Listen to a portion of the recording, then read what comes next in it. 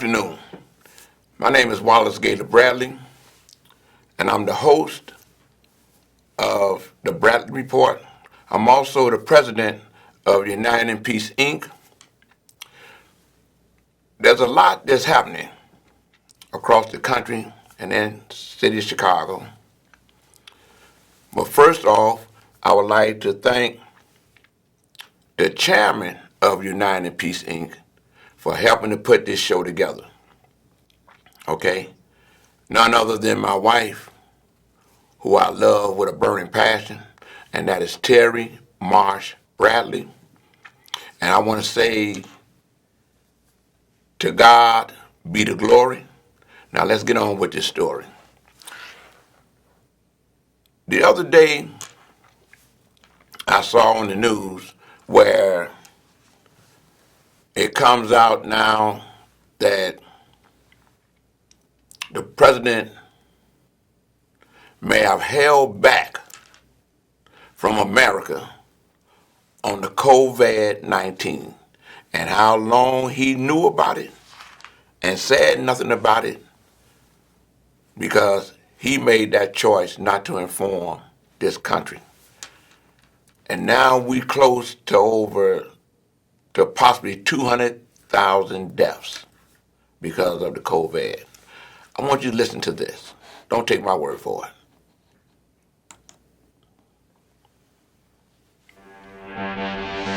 Football returns to NBC tonight. Put up the football. And tonight, Enjoy that little commercial for Putting me. on that jersey this season will mean more than ever.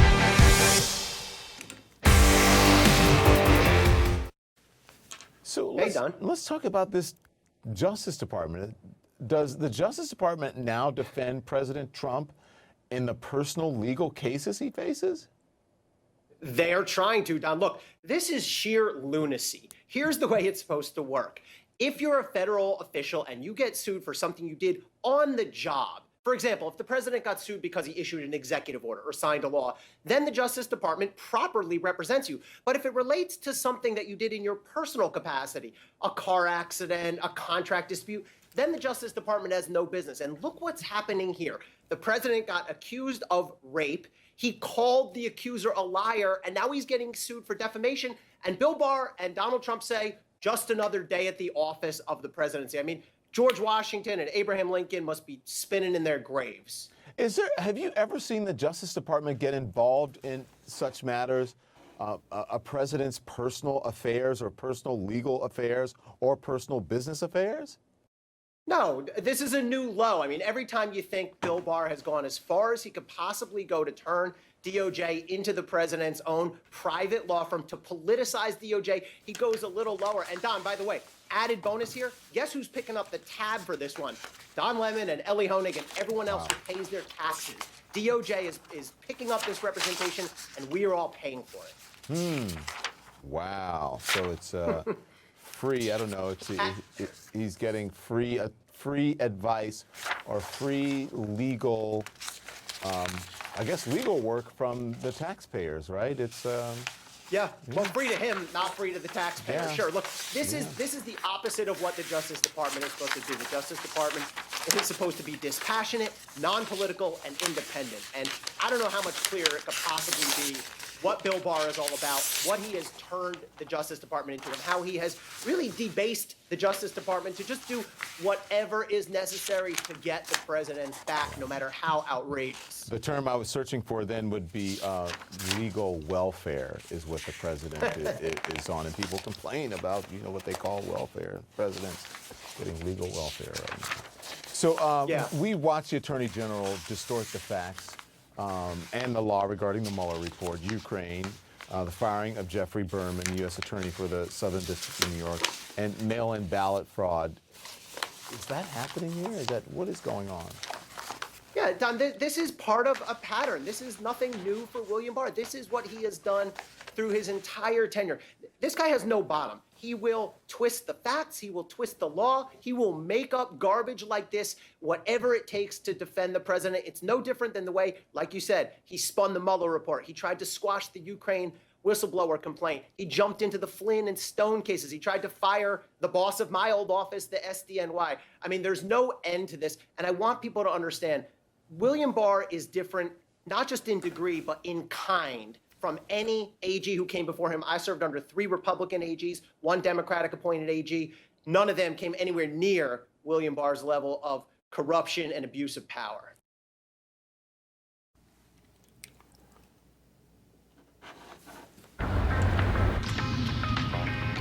Life's full of little. Okay. It's wild that the Attorney General can become the lawyer for the president for his personal problems. That's nothing new. That's one of the reasons the president picked Barr. But it's been brought to my attention, and I'm trying to find that story, where the president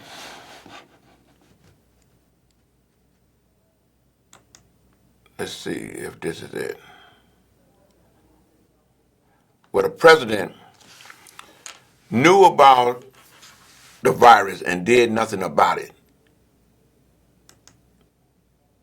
And that's why we got over.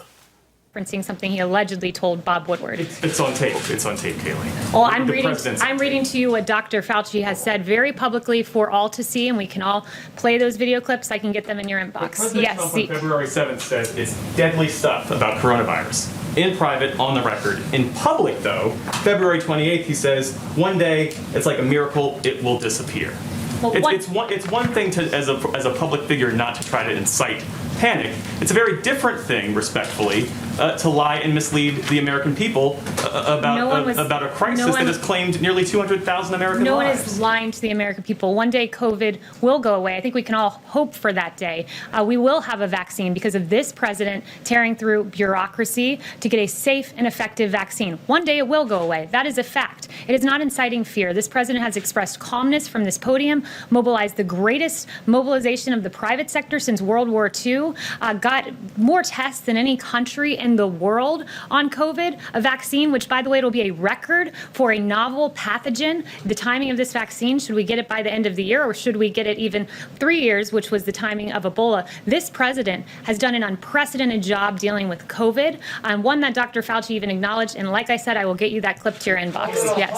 Kayleigh, you mentioned a few minutes ago that this was an insurmountable problem. I think that's quite a point of dispute. If you look around the world, the United States leads the world in confirmed cases, in deaths from COVID-19.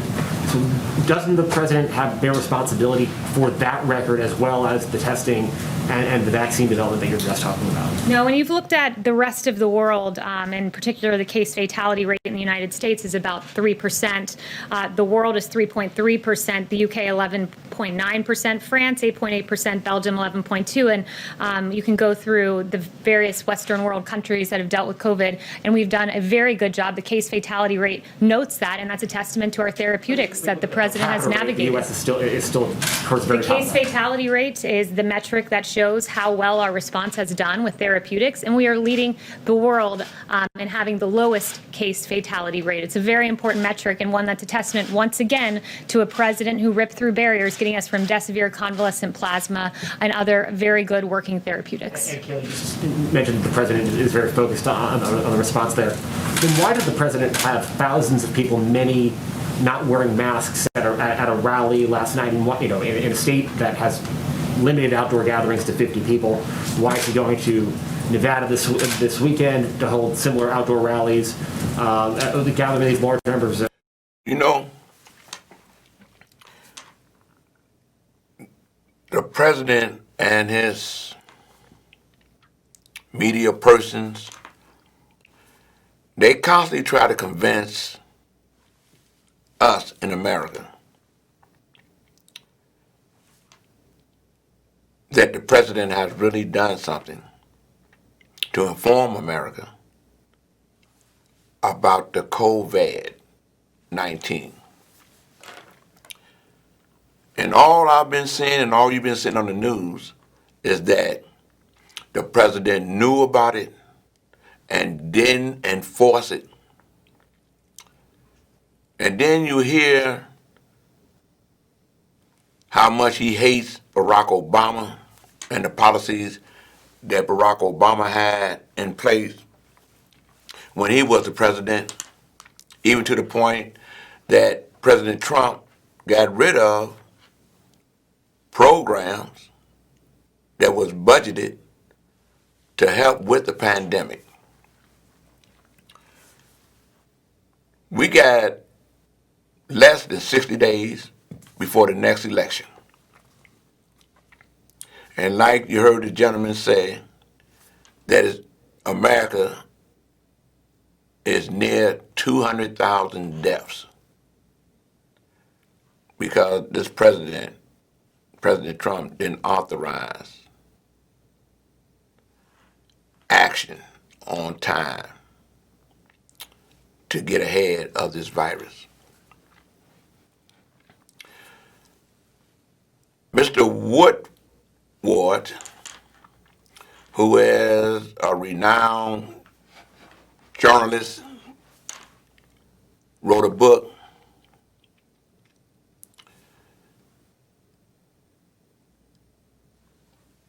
and he made mention how President Trump downplayed the urgency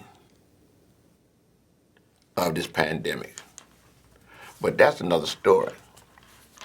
They say that politics is local. And I agree with that.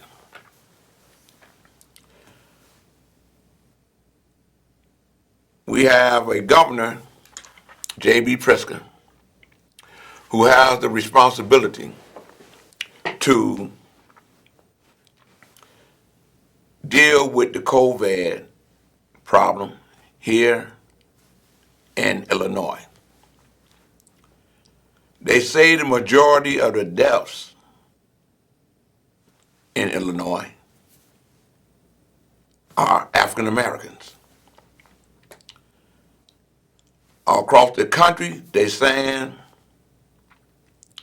that the majority of deaths from COVID is in nursing homes. Majority of those that have died in nursing homes are African American, seniors and residents. Yet I read a couple of days ago where the president had the Department of Justice and others raid a nursing home because of complaints of neglect, abuse, and because of the COVID-19. Because those nursing homes were getting monies from Medicare and other federal entities that deal with health of our seniors. There's a law on the books in Illinois. It's called Nursing Home Care Act. And there's a section in that that's called Section 8. People in the community, in the county of Cook for sure, is in the state of Illinois. The nursing homes is within the city of Chicago, that's in the state of Illinois, are complaining because the governor won't have his director, his appointed director of the Illinois Department of Public Health, Illinois Department of Public Health. They won't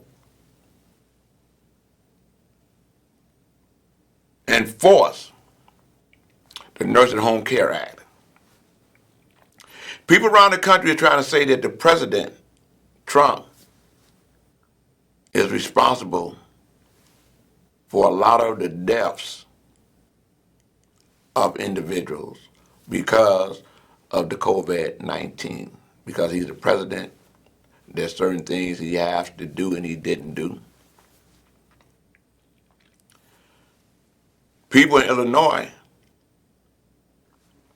are now saying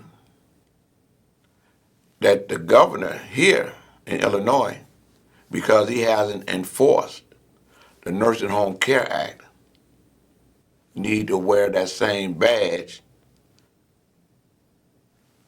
that they're putting around the neck of Trump as far as being responsible because he didn't act on the virus to be responsible for those who die from COVID-19.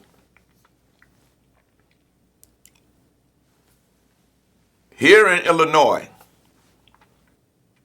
the state's attorneys from all the various counties and the Attorney General, Illinois Attorney General, can't do what's required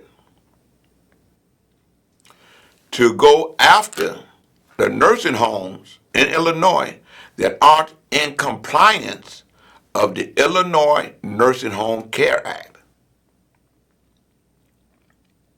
Because the governor hasn't demanded that it be enforced. The only way that they can go into the nursing homes and do receivership on it is if the governor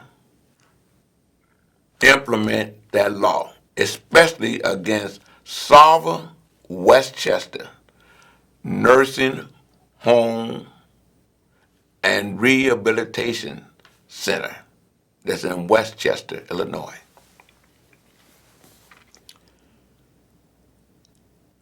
I know what's happening in Westchester, and I'm reading all the atrocities that's happening in nursing homes around the country, especially in the county of Cook and in the state of Illinois.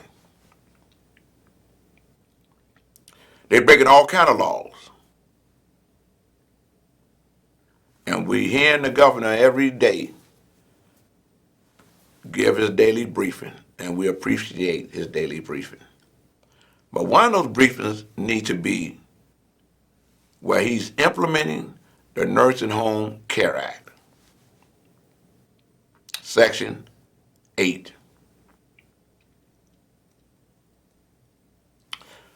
That allows the state's attorneys from around Illinois, what is it, 122 counties or whatever it is, and the Illinois Attorney General to do their job. It will save lives. I do know that the governor is aware of what's happening in Westchester. It was brought to my attention yesterday that the Illinois Department of Public Health have someone in Westchester now because of one patient, Miss Lottie Smith,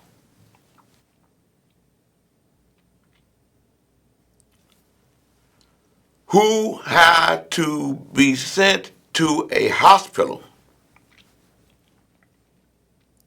because they didn't have anyone on staff that can put an IV in her arm.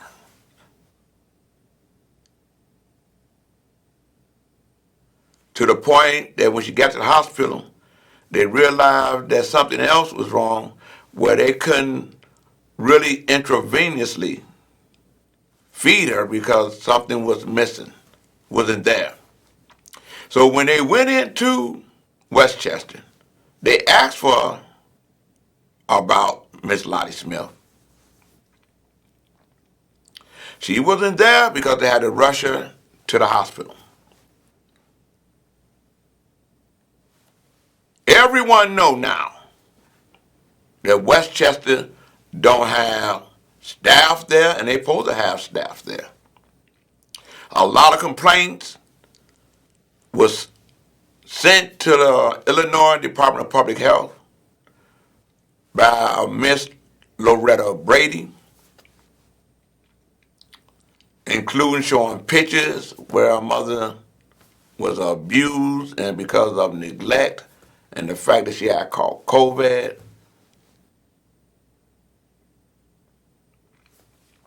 Governor is aware of it.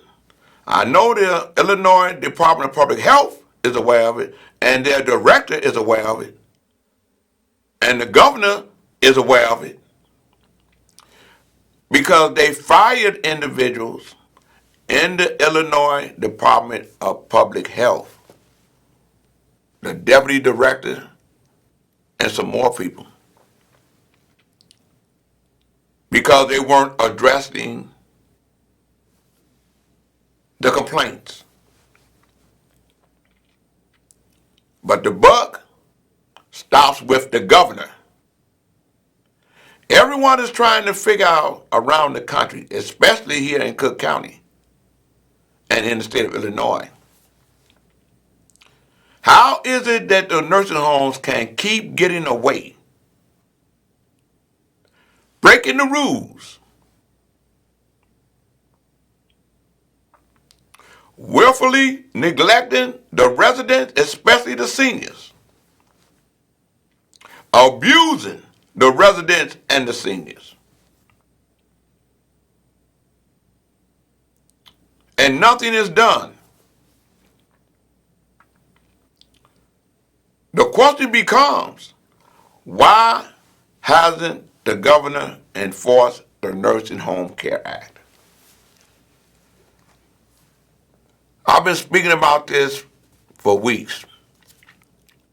I know the governor knows, because when I read in the paper how the Illinois Department of Public Health was getting rid of individuals because they weren't addressing their complaints, and they made mention about complaints coming from starting in March all the way to June.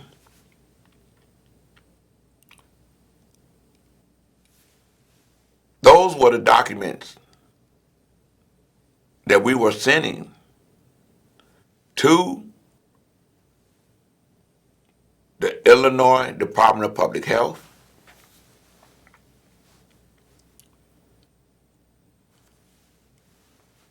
to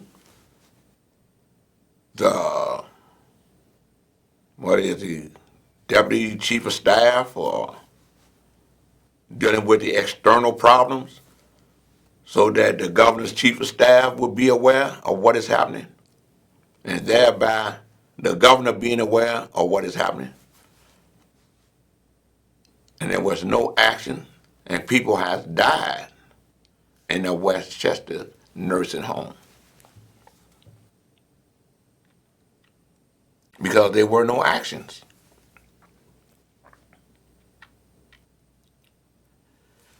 In our community, the African American community,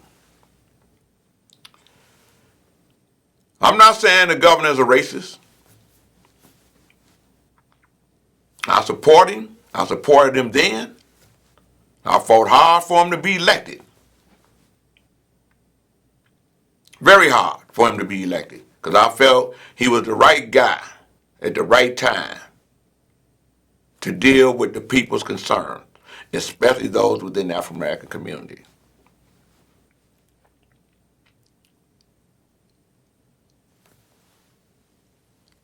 Of all the deaths that's happening in Illinois, take my word for it, Google it, and you're going to see it.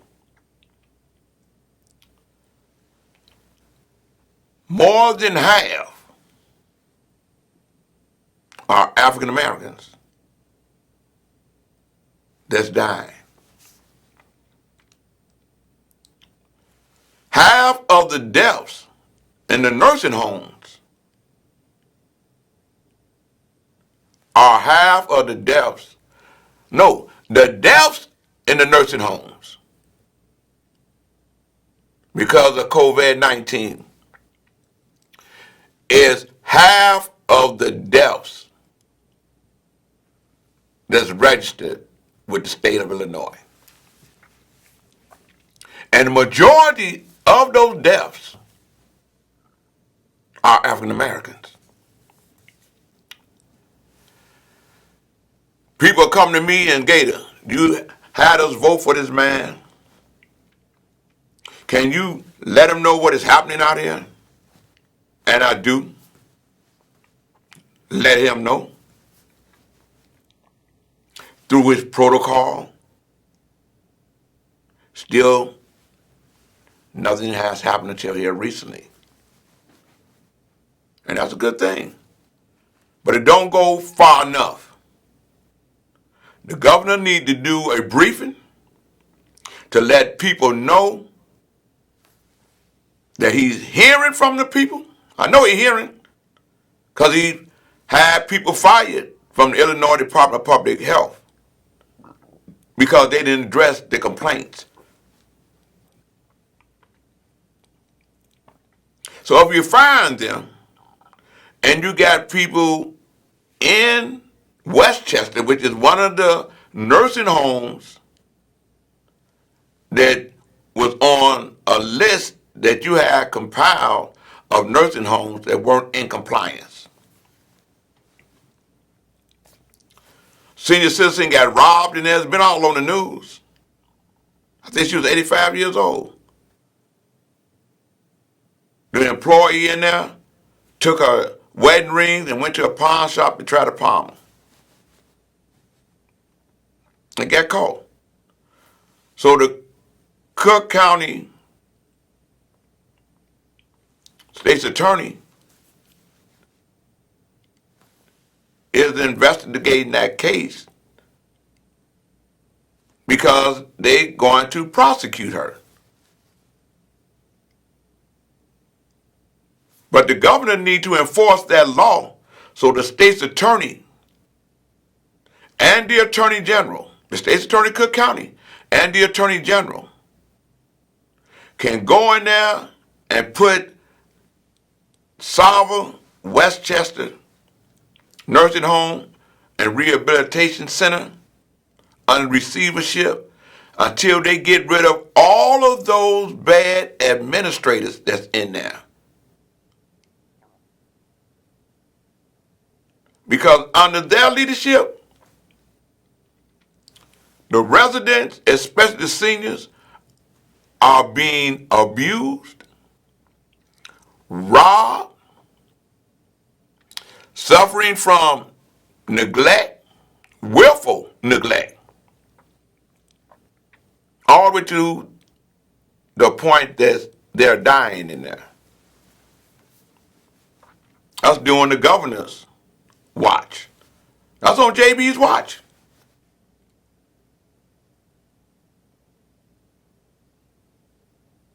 And if people want to seem like I'm the bad guy because I'm sharing with them what the people in the communities are saying about his administration.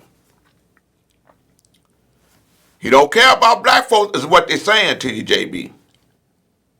You need to hear this. They saying, okay, you're going to make Juneteenth a holiday? Okay, whoopie-doo.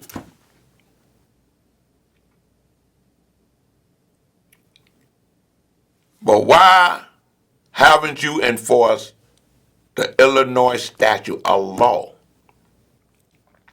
that's put there, that was voted on and signed into law to address abuse and neglect that's happening in the nursing homes in the state of Illinois? And while we're on that topic, there's something else that comes to mind.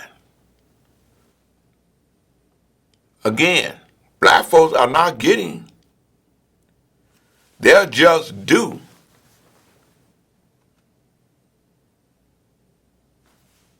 for voting.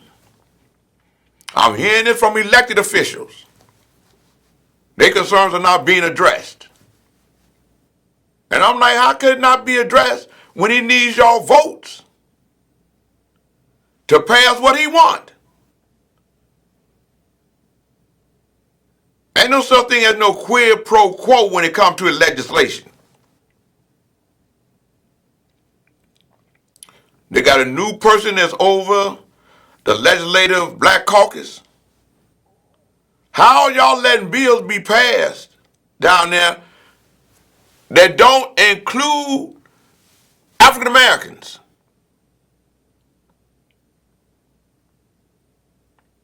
Getting their fair share of everything. They say there's a new marijuana cartel in the state of Illinois, and it's ran by white men.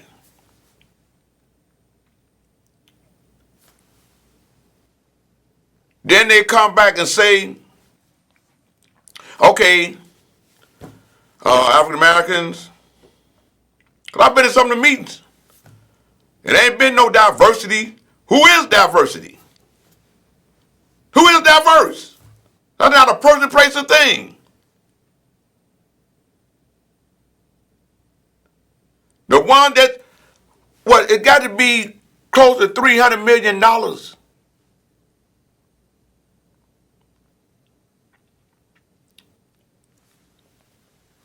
That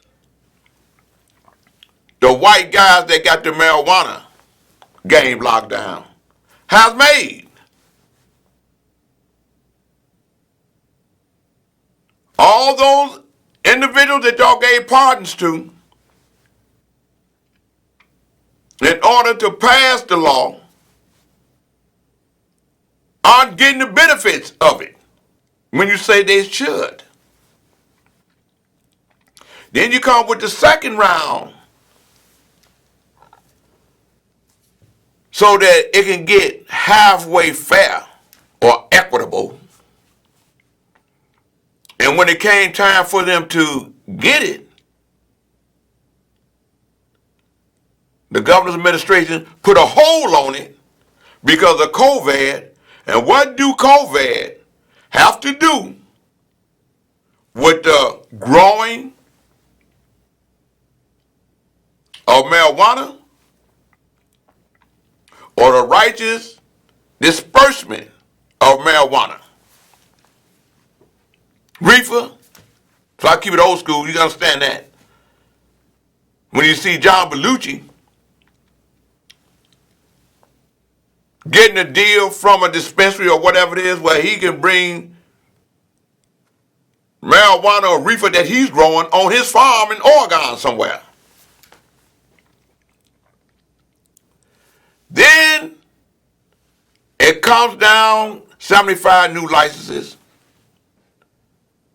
And then the people see where the individuals that had the first crop or the first lock on the dispensaries and everything else end up being ones that's getting the majority of the chances to get the other 75 licenses, and they're not African Americans or Latino or Latinx, whatever it is. When the governor have the right with that pen to make everything right, let's get back to the quotas.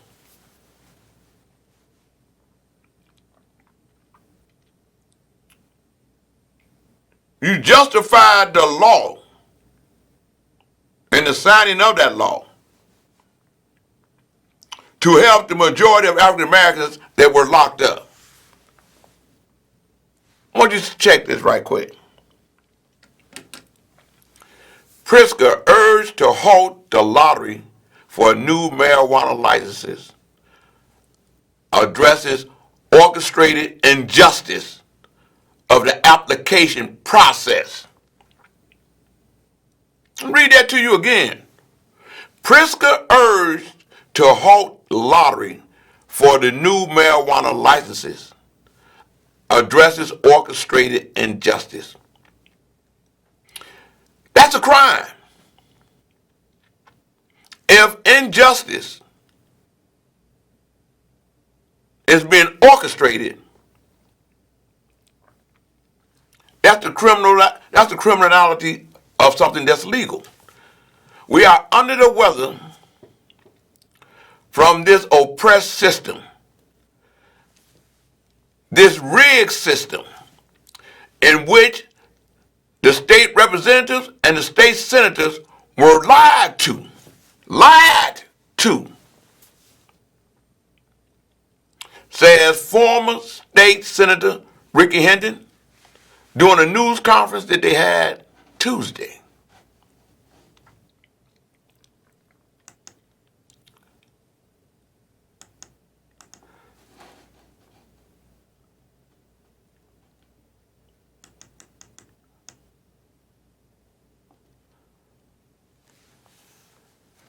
Said during a news conference, nothing that the legislative intent of this legislation law was to increase minority and local participation in the booming weed industry.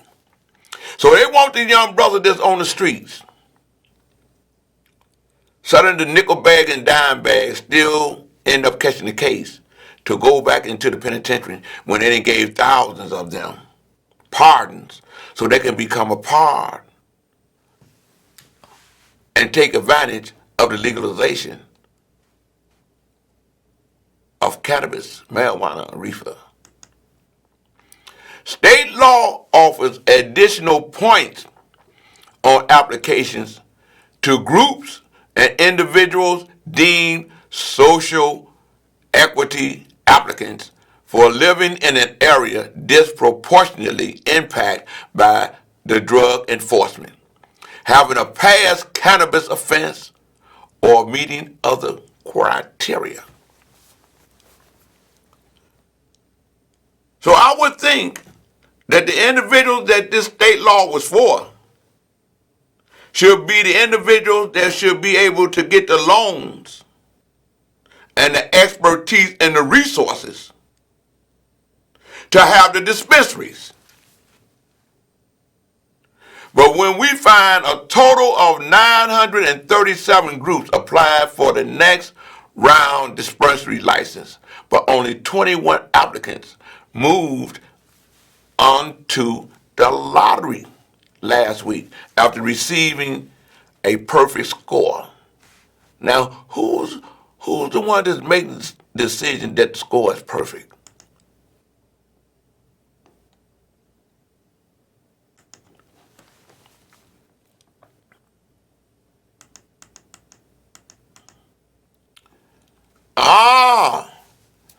The global accounting firm KPMG. All of the applicants in the lottery are considered social equity candidates who were given a leg up in the process in an effort to boost their minority participation in the overwhelming white pot industry. There go that other trick word, minority. We saw that in the construction industry. When the white men put their wives there, therefore she became a minority. They got to be saying black. Black lives matter when it comes to ending racism and bogus legislation, in my opinion, that's going to keep African Americans poor and criminal.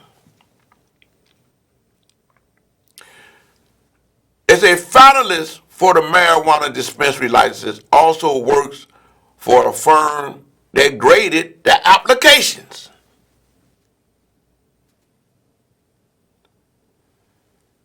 Wow. Hinton said many eligible applicants are suspect over the process, noting that an individual who's part of one of the applicant groups works for KPMG and has partnered with former Chicago Police Superintendent Terry Hillard. Wow.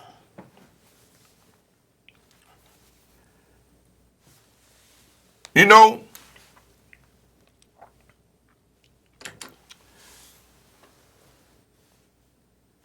It say the more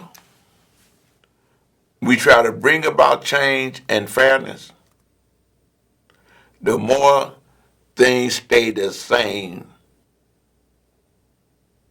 and keep us cut out the game. Governor, you're the leader of the state.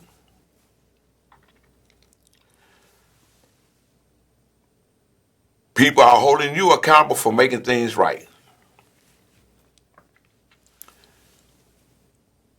Get the license right, man. Give black people and Latino people their fair share, especially if they voted for you. Pass or enforce the Nursing Home Care Act to help those seniors. Section 8. And I want to say this. Please get out and vote early for the November 3rd, 2020 election, presidential election. And please, by all means, re-elect Cook County State's Attorney, Kim Foxx. And with that, I want to say, vote, don't choke, and to God be the glory. That's my story.